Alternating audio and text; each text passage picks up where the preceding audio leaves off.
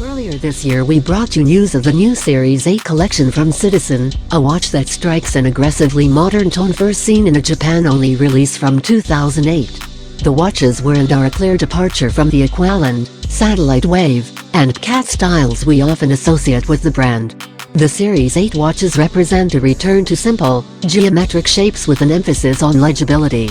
It also happens to align with some very on-trend themes happening in the watch world at the moment.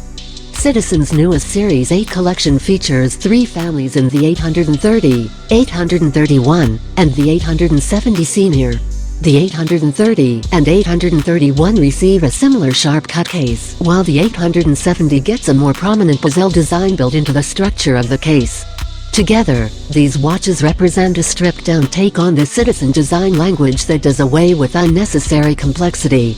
The 8 of Series 8 represents the infinity symbol, and is meant to invoke infinite possibilities of Citizen craftsmanship.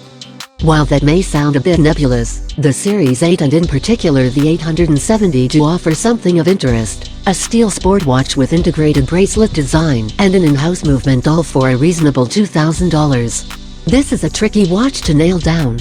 It's chunky and muscular like a sports watch, but there's no sporting functionality in sight. There's no bezel, no tachometer, no pushers or valves. Nothing that says I do sporty shit on the weekends, you better keep up, to an onlooker.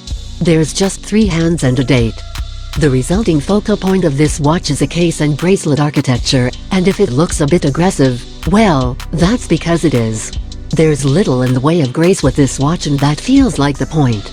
The piano black dial hosts a rather portly hour and minute hand tracking against long applied hour batons. What they lack in elegance they make up for in legibility, save for the unusually long hour hand. It's a sparse dial with just a few components left competing for your attention.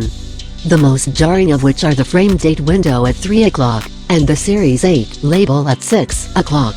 A frame date window is what it is, and I don't want to beat that dead horse any further, but the typeface selected for the Series 8 feels slightly disconnected from the rest of the watch. If you're sensing some frustration here, it's mostly due to the expectations Citizen set with their lovely The Citizen. Citizen created a beautiful dial for the Citizen, which showed restraint paired with excellent design decisions, and in comparison the Series 8870 feels almost generic. That's not to say there's anything wrong with it, there are no real offenses being committed here, but I kind of wish there were. The most unique feature are the double wide hour batons fitted to all the even-numbered hours rather than the cardinal positions. That leaves us with the case and bracelet, which are the main attraction of the 870. The only soft line is sight appears at the edge of the thick steel bezel. The bezel is brushed at its top, and broken into a top and bottom section, with a black insert occupying the territory between 2 and 4, and 8 and 10.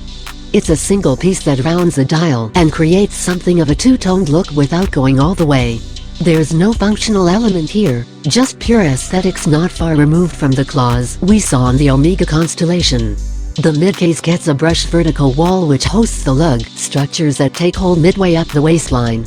A polished slab connects the brushed vertical and flat top surfaces, creating an angled end point that runs the width of the case, creating the integrated end link along with the first centerpiece of the bracelet.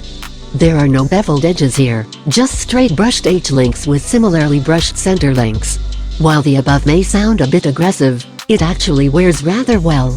The case diameter is just 40 mm and the total thickness is under 11 mm. It reminds me of the Engineer 3239 references, which feature a very similar case and bracelet design and also featured a slim 40 mm case. Visually, the watch still looks like it could unfold into a sword, but it fits tip-top under a cuff with ease. Unlike the 3239 Engineer, the 870 gets a new in-house movement in the caliber 0950, introduced alongside the Series 8 collection. The case back is closed here so there's no view, but the automatic movement is stated to perform within a respectable -5 + 10 seconds per day of accuracy, and gets a 50-hour power reserve.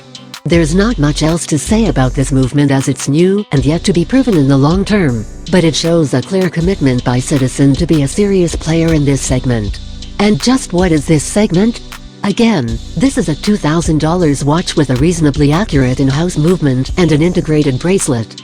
There are other watches that fit the bill here, from the likes of Sago and Tissot, but nothing that quite hits the same mood as the Citizen here.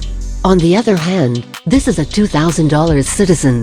That's no small sum, especially from a brand that, frankly, has some work to do in the brand equity department at this level. Sure, I've got some beef with the execution here, but make no mistake, the base design here is a good one, and I would very much like to see Citizen continue to build on the Series 8 as a concept. We see what they're capable of in the Citizen, and it's just a matter of connecting a few dots before they're really up and humming with this one. The Citizen Series 8 collection will be available from this autumn. Citizen.